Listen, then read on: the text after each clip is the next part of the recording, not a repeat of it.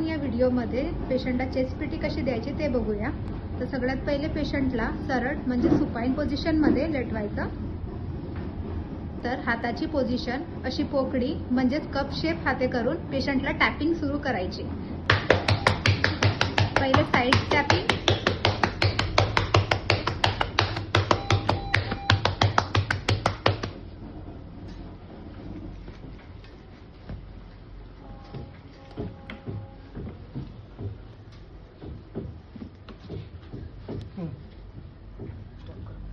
समोरची टॅपिंग झाल्यानंतर पेशंटला पोझिशन देऊन बॅक साइड टॅपिंग करायची।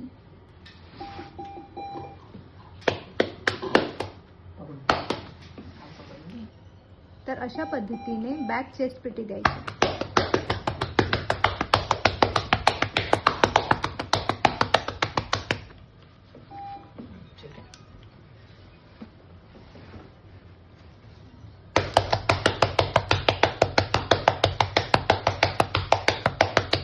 पेशंटला चेस्ट पीटी दिल्या जाते।